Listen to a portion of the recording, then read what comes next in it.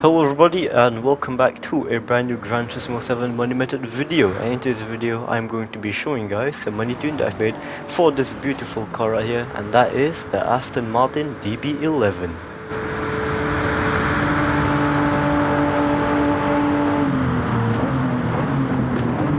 Alright, so the car is on sale inside the brand central, so let's go in, and once you're in, go to Europe, and then in United Kingdom, press on Aston Martin, and then once you're in, go into the showroom, and then it's going to write a bit, and you'll see the car that we'll be using today.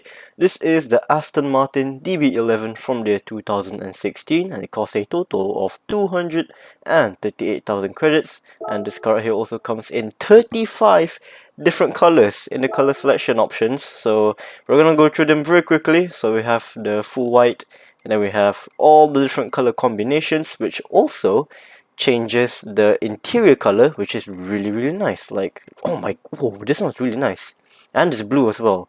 But yeah, a lot of different color options, and I do like the fact that it changes the interior color, which is just a nice little touch. For this build, we are not going to be using the white body, okay? So yeah, no white body for this build whatsoever. For the wheels, the rim diameter is going to be 20 inch, which is standard. The rim width is going to be wide, and the offset is going to be set to standard. And now for the custom parts, the front is going to be type B, the side is going to be standard, and the wing is going to be the custom wing set. Before we continue, if you guys are enjoying the video so far, we should drop a like on the video and subscribe to the channel if you guys haven't already. It helps me a lot and I really appreciate it. I'm trying to get to 5,000 subscribers before the end of 2025. So yeah, anyways, here is a tune. As you guys can see, this is a 700 pp tune. So starting off with the tires, we are going to be using racing hards. Make sure you guys do have yourself intermediate tires and heavyweight tires, because we might use them for the result we're going to do. And then for the suspension, I'm going to be using the fully customized suspension, and then here is the suspension setup. So yeah, I'm going to go through this quite quickly, so feel free to pause the video so you guys can copy this one by one. And then moving on to the differential, this is going to be the fully customized differential, and then here's the differential setup. And then moving on to the aerodynamics, 280 to the rear and 102 to the front. So make sure you guys do have the correct custom parts installed in the GT Auto.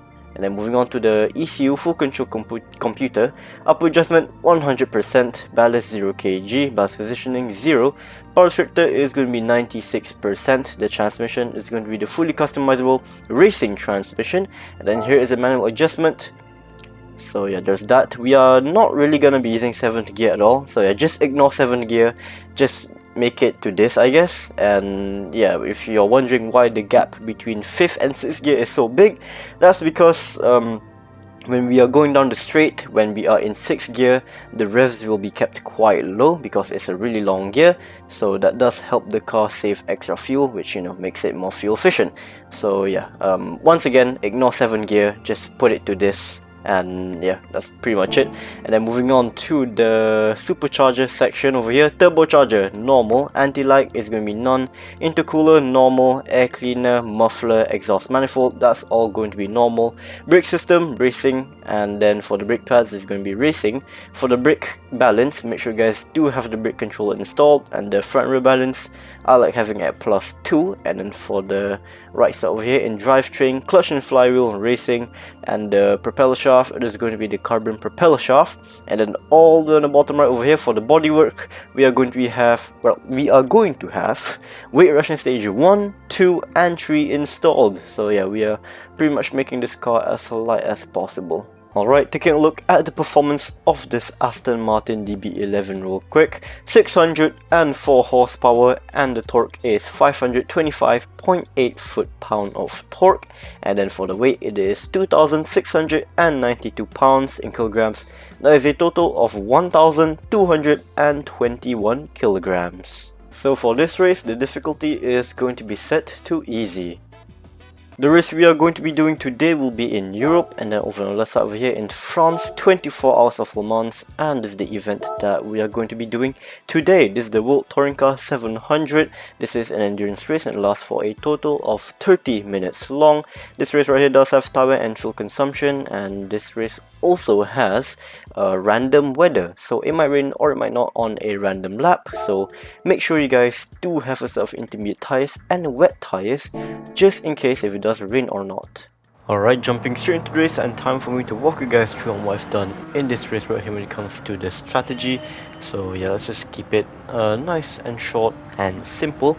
Also, just a little heads up, the footage I'm showing you guys right here, the way the race plays through might be a little bit different compared to your own race, and that's because this race right here has random weather. So because of that, the result of each race and also the way the race plays through is going to be slightly different from one another. Anyways, so taking a look at my fuel map at the start of the race, I've set it to 6, so that's all the way to lean, and this car right here on fuel map 6 will be able to push out a total of 3 full laps, and for the other fuel maps like fuel map 1, you'll be able to push out a total of 1 full lap, and for fuel map 3, you'll be able to push out a total of 2 full laps. So yeah, but right now, as you guys can clearly see, I'm running on fuel map 6, which is all the way to lean, so I can push out a total of 3 full laps.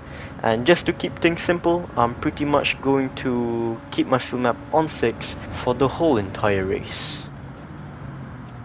So fast forward to the end of lap number 2 right here. So I was actually forced to enter the pit lane at the end of lap number 2 because if you guys take a look at my weather radar, as you guys can see, it's going to start raining quite heavily. So yeah, I'm forced to enter the pit lane because of the weather. So entering the pit lane, I will be swapping to a set of intermediate tires, and I will also refuel the car until it is completely full.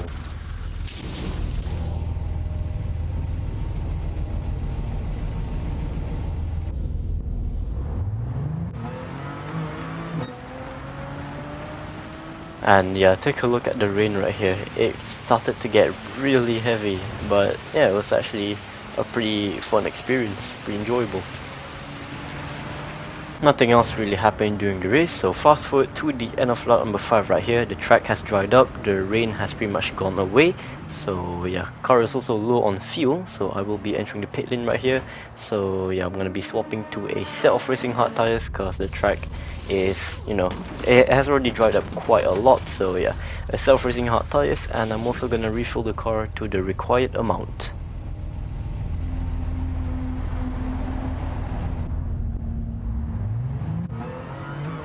And now let's talk about the penalties that can ruin your clean racing bonus for this race right here. So there is only one, and that's if you pass under a yellow flag. So if yellow flag comes up, don't do anything silly, don't get a penalty from the yellow flag, and you and your clean racing bonus should be good. Skipping to the end right here, taking the final corners of Le Mans, the timer has already reached 0 and crossing the finish line, finishing first place. And here is a payout. There you go, got my clean racing bonus, and this is the time it took for me to complete the race. And that is going to be the end of today's Gran Turismo 7 Money Method video. So if you guys did enjoy it, be sure to drop a like on the video and subscribe to the channel if you guys haven't already. Thank you all so much for watching, and I will see you all in the next one, and goodbye.